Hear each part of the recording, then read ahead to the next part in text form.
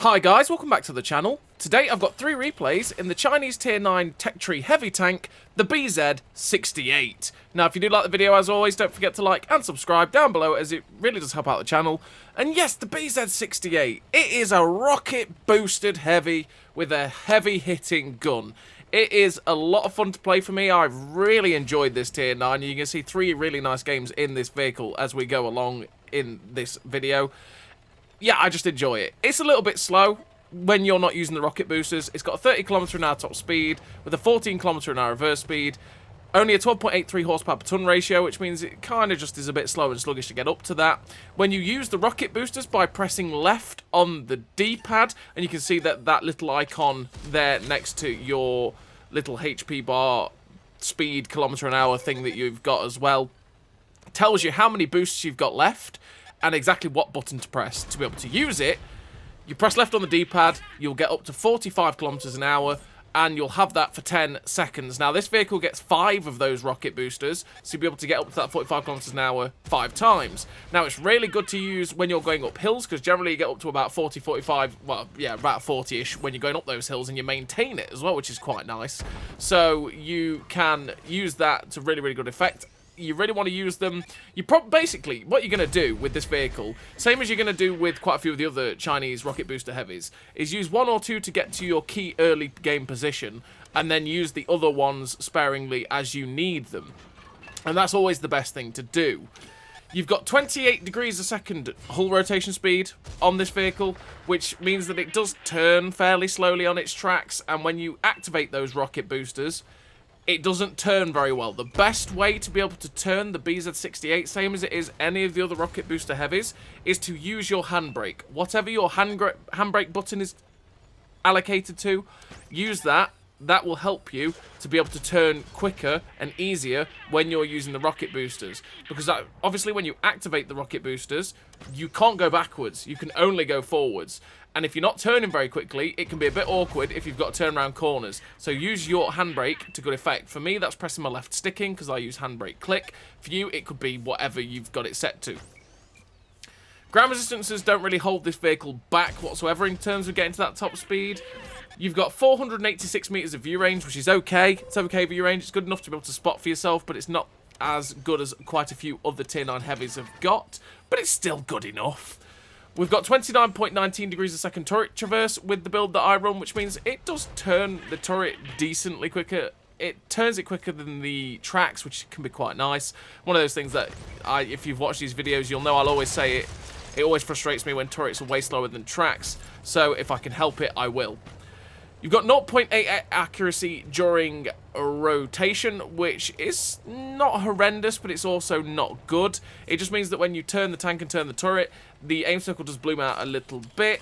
With a 1.44 accuracy during movement, though, that's not too horrendous. It means that while you're on the move, that aim circle bloom for quite a few tanks could be a hell of a lot worse. So that's not too bad for the BZ-68. But you've got a 2.76 second aim time, which is something you just got to be careful of. The fact that you can, when you have to wait for it to aim, it does feel like it takes an eternity. But because the bloom isn't that bad realistically, you don't feel it all that much. That's where you're going to feel it, where you're seeing it here against that T-57 Heavy. And then when you decide to take that shot a little bit too soon, because you get a little bit frustrated with how long it's taking to aim, that's where the gun can be derpy, because you've got 0.34 accuracy with everything we've got in on this tank, which is pretty derpy. And this gun can miss shots that can be super duper frustrating, so be careful of that with the BZ-68. 8 degrees of gun depression, though, is pretty flexible on a ridgeline. Really, really helpful for using your full gun depression, going hull down, using the strength of the tank, which is having very good turret armor, and you'll bounce a good amount off of that turret, which is where you want to be.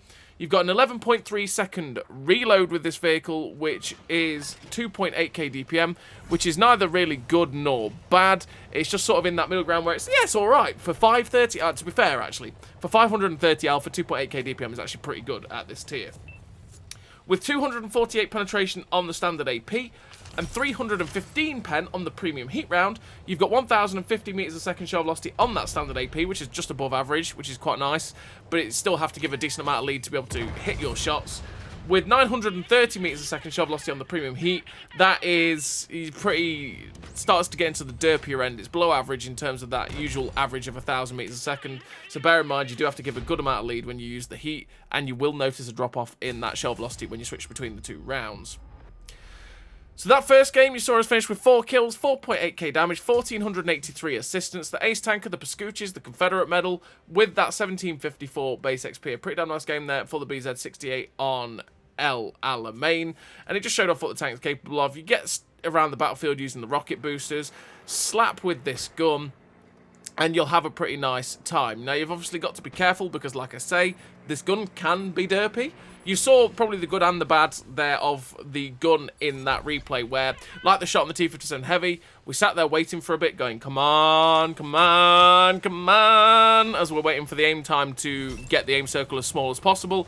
And then we clearly got a little bit impatient, fired a little bit too soon, and the shot flew above him, because why not? Because that's the .34 accuracy starting to rear its ugly head. It's always weird to me to say .34 accuracy is derpy, but it's a lot derpier than a lot of vehicles you're going to play in this game at this point, realistically, when you've got it fully kitted out. So it's one that you always want to make sure that this gun is as aimed in as possible. So I've gone through the stats with the loadout and equipment setup that I've got. But what do I actually run in terms of a crew and equipment? Well, in terms of the crew and equipment, I run Born Leader, Rapid Reload, Sixth Sense, Situational Awareness, Steady Aim, Snapshot, Run and Gun, Track Mechanic with Rapid Aim, the Advanced Loader, the Gun Stabilizer, and Optics. Optics to be able to get that 486 meters of view range so I can spot for myself on a ridgeline. The Gun Stabilizer to get the accuracy during rotation and movement down as low as possible so that we can keep that aim circle as small as it can be so that we don't have to suffer the 2.76 second aim time that much realistically. The Advanced Loader to get the best out of the DPM. All 3 gun perks in Steady Aim, Snapshot, and Run and Gun, again, to keep that aim circle as small as possible and try and make it as accurate as it humanly can be. With Rapid Aim to make that turret traverse better, because like I say, for me personally, I prefer the turret traverse to be faster than the tracks, but if the track traverse does annoy you, you could run clutch braking instead, and you'll get up to about 30 degrees a second on that track traverse. But it's always down to you and how you feel comfortable with the tank. That setup is always just a basis for you to take that and go and play with it and get it to your specifications that you will feel comfortable with. So in this game so far on this map, which is Airfield, we're up to 1010 damage. That's quite a satisfying number. 1,010 damage with 485 assistance. You're seeing a little bit of a problem with the 8 degrees of gun depression here on the BZ-68. You've seen me fight it a little bit in both replays, and that is the lights on either side of the hull, on the left and right, can be a bit of a pain for the BZ-68, as you can just lose gun depression, which can be super duper frustrating. It always feels like you go down to about 4 or 5 degrees of gun depression over those lights. I don't really know the statistic, that's just what it feels like. So be careful of that when you're aiming over the tracks on the left and on the right, that your gun depression and your gun doesn't just go whee and shoot up into the sky. It can be frustrating when you randomly fire at that point where you feel like you should have gun depression, but you really don't. So we're just fighting the corner, putting the shots in where we can. We're up to 3,029 damage. The Bayer shuts down the Earthshaker. Nice. And we're up to that 756 assistance as well. We're just trying to slowly but surely fight this corner. The VK4502B in front of us is stock. Oh, that's not going to buff out. He was stock, was being the operative word. And that meant that he had that Tiger 2 stock kind of turret where that cupola really sticks out and it is really easy to pen. It's a sad point for the VK4502B when it is stock, as it kind of just negates the whole point of the tank and the fact that the frontal armor is absolutely bonkers. But then you put around the corner and someone goes, aha, stock turret, easy pen, and your armor just kind of gets butchered. But he got shut down by RT as well. That GW Tiger's having a worldie of a game. We're up to 3.5k damage with 1,251 assistance, and we've got a KV5 in front of us. Now the KV5 firing Prem will go through us if he goes through the upper plate apparently there.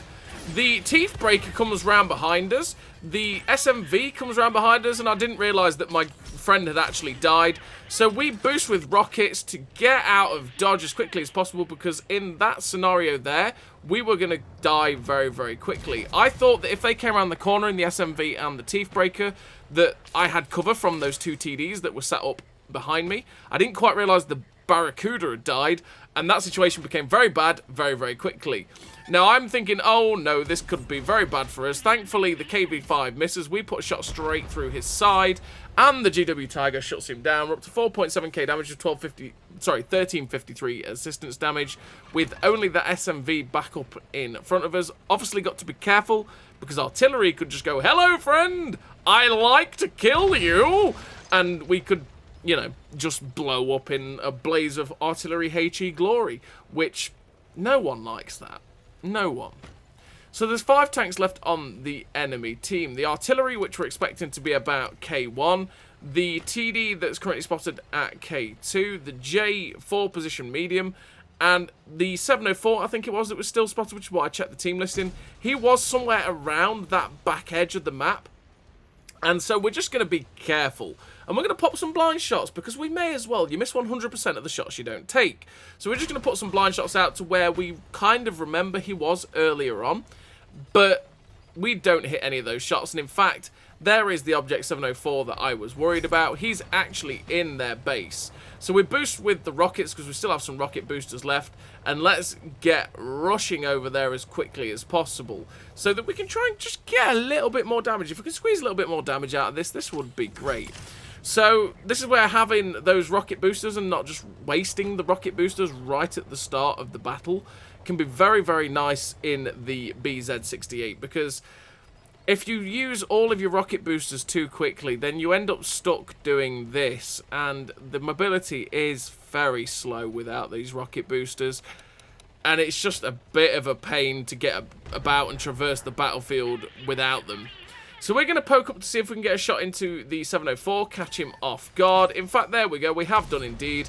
Put a shot straight through the back of the 704, putting him onto a one-shot. They stopped behind the building, but I think, no, I don't want to close in on the 704 to try and get a shot to shut them down. And in fact, they get shut down anyway, because we don't know where one of the other TDs is. We know the Night Stalker's coming in, and artillery knows exactly where we are. Now, again, I'm fully expecting the artillery to be at K1, because that's usually where the pig pen is. That's where they like to go hide. So we're going to go round this corner as carefully as possible so that we can try and get the Night Stalker. Because I thought the Night Stalker might be charging down the one line. I was being a bit careful, but there we go. He's actually up on our left. So we're going to try and close in and get a shot in. But oh no, shock horror, this is not a good time. There's the arty. We put a shot in, and it shotguns us just like that. And I was streaming at the time, and you can see me going, I was expecting it to be down there. Oh, come on. And sadly for us, the arty shut us down. But we did finish with a nice total there for the BZ-68. The Ace Tanker, the High Caliber, the Confederate, 1792 base XP. A pretty damn nice game there for the BZ-68, and what was a pretty decent matchup as well. But yeah, that 212A was just there saying, hi friend, you like death, don't you? I'm a giver of death, and I will kill you now. And all I could do was go, okay. We just had to accept our fate, bend over, kiss our ass goodbye, you know, that sort of thing.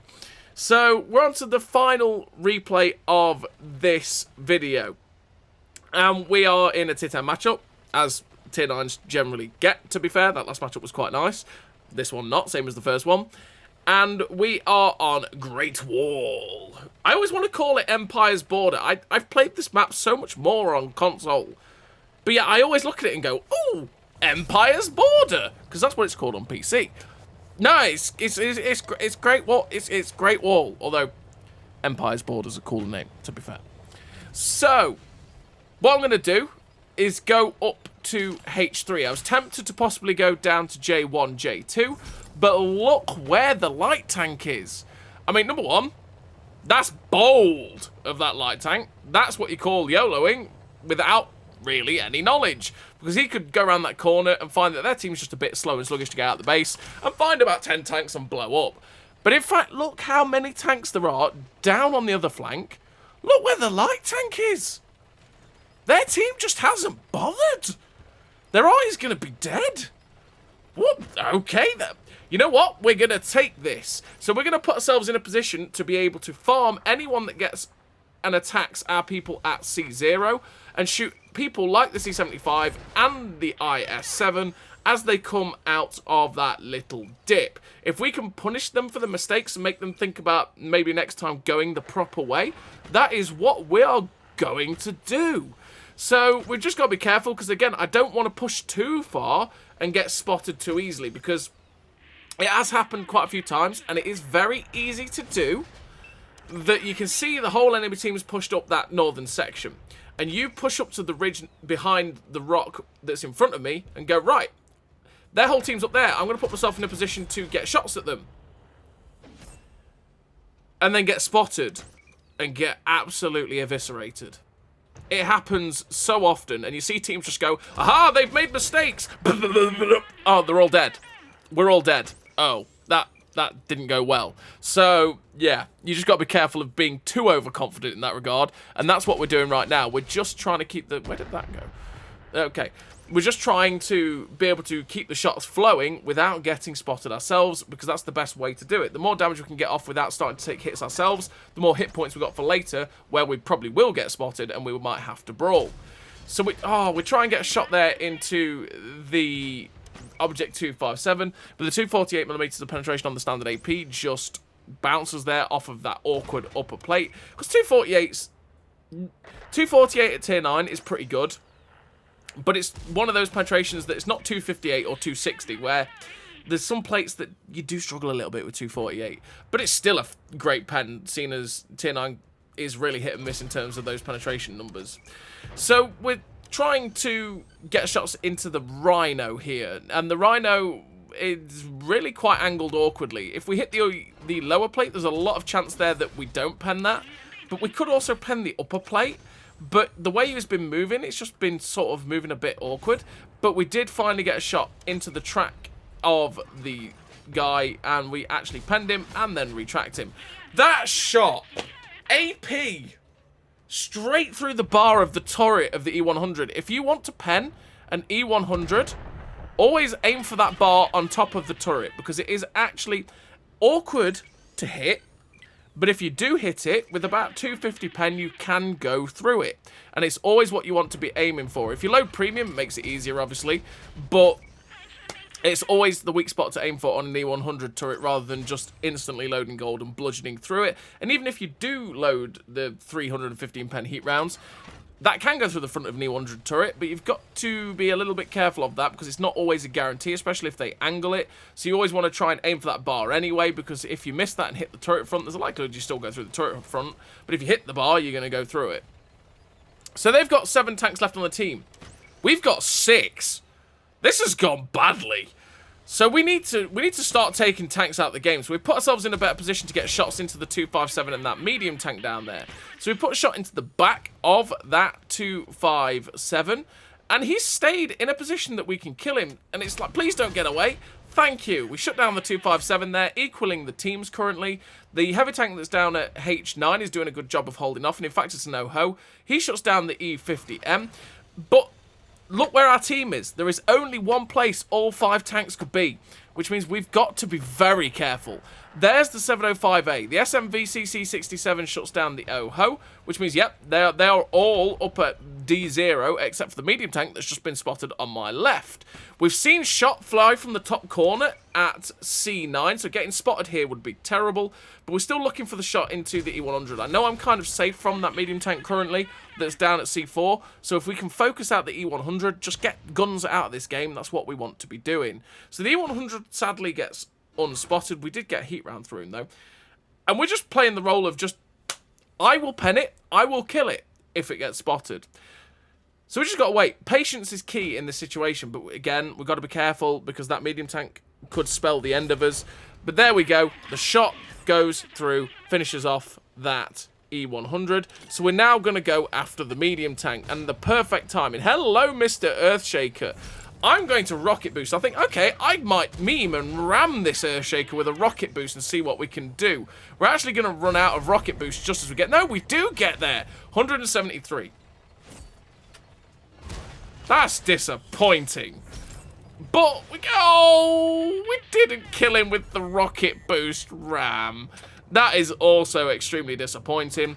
But we finish off the Earthshaker with a shot into the back. We're still detected though, which made me think there's something up there. And in fact, it might be at A6, A7, or it could be at C9. So we're just going to pull into a position where we can look at that top edge, see if anything does get lit up. We put a shot out there to see if we can just blind fire what it might be. And in fact, we would have been close there, as it is the other TD. And they're going to push after the medium tank. Now, I kind of, at this point, we went for memes. We tried to ram the Earthshaker to death with our rocket boosts. But I'm kind of regretting that decision right now, because I really would have liked to have those rocket boosters so I could get towards this T-28 and the SMV and get an extra shot of damage. But currently, they're being pressured by 3 sets of tanks, which is a Leopard 1, a Chaug, and a WZ-1 Level 1-4. So with how slow this vehicle is without rocket boosters, there's a very big likelihood I'm not going to get there and get any extra damage. And this is where having that slow top speed without the rocket boosters is a bit of pain. And you sit here going, oh, they're all dying. I wanted that damage. This makes BZ-68 a sad panda. But yeah, we're just going to try and get there, see if we can get an extra shot, but the Leopard 1 ends up shutting down the SMV CC-67, and we finished the game with a pretty damn nice total, though, for the BZ-68 there, and the gun was actually pretty reliable for us, which is quite nice, and we finished with the victory. 3 kills, 6.3k damage, the 1736 base XP, 748 assistance damage, ace tanker, the high caliber, with the 1736 base XP. A really nice game there for the BZ-68, which is just a very nice tank to play in general. I have thoroughly enjoyed playing the Tier 9. I'd keep going back and playing it because it's like, oh, this is enjoyable. 530 Alpha is delightful. The rocket boosters can be memes. And the turret armor is pretty nice on it too. So as always, everybody, thank you very much for watching. I'll see you next time.